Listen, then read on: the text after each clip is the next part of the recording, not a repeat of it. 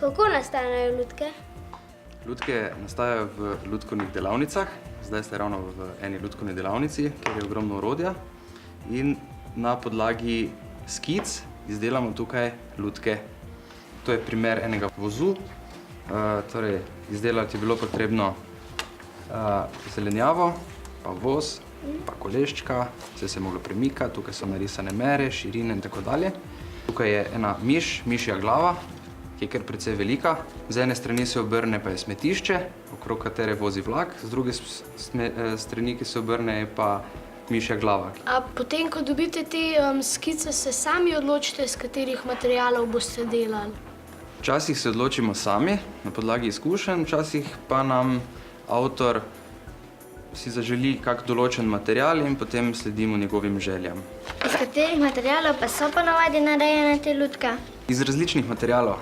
Iz lesa, iz silikona, iz pene. Glej, tukaj imamo eno lutko iz pene, kar probaj. Tukaj od zadaj daš not roko.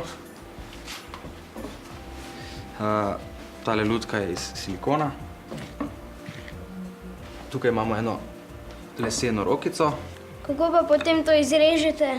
Vidiš, najprej si naredimo šablono na list papirja, ki jo potem prenesemo na les, obrišemo s svinčnikom in sicer kako izgleda roka od zgoraj in strani. In potem po teh črtah izrežemo najprej z žago, potem pa še obrusimo. A na tak način ste naredili tudi tistega medveda? Ja, na isti način naredimo vse lutke.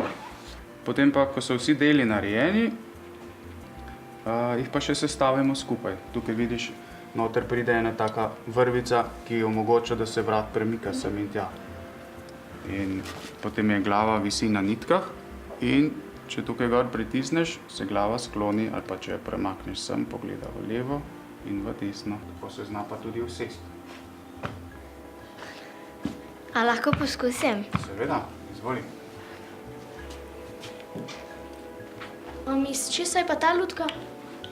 To je mimična marioneta, ki je pritrjena na vrvice in zna premikati tudi obraz.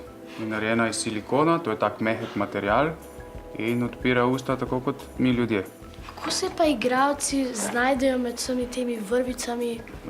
Veliko vadijo in potem vejo točno, katera vrvica kaj naredi. Takole zna lutka hoditi, lahko pa se tudi usede.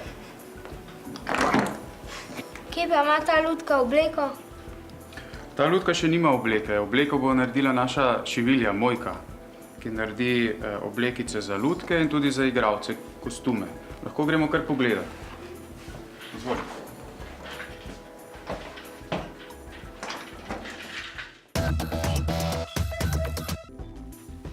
Živjo, midva sva pa prišla obleči tole lutko. A res, tole pa veliko. Ja. Kaj pa, če vam jaz pokažem tole ta malo, kako se obleče? Ja. Princa je bilo treba preobleči na podlagi teh slikc, ki jih imamo tlele oblečenih. To so nekako tele inspiracijske slikce. Princ ima hlače, srajčko, ampak treba je bilo paziti, ko ima pretirane roke, pretirane noge, da imamo pripravljeno oblačilo nekako tako, da lahko to pol spravimo vse gor.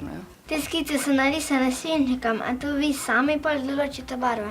Barve pa odvisno, kako se zmenimo z oblikovalcem likovne podobe. Zdaj tlele pri Silvanu v bistvu smo dobili skice s svinčnikom narisane, ampak smo pol šli skup tudi pogledati za barve, se odločili, on je pač predlagal, kaj bi on, smo pa skup zbirali, kjer je barve. A boš ti še drugo pomagal dati not? Ja. Vi imate kakšne mere za take obleke?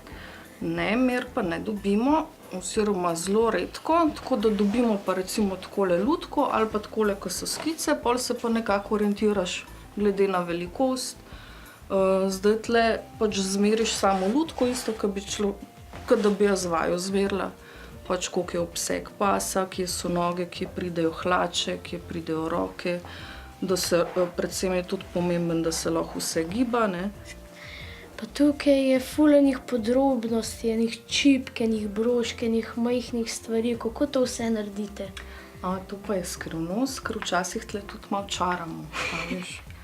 Hvala ti za ta prelepa oblačila, bravo, za to prelepo ogrinjalo, za te čipke, za ta gub tukaj, vidiš. Povišam te v svojo osebno oblikovalko oblačil. Bravo.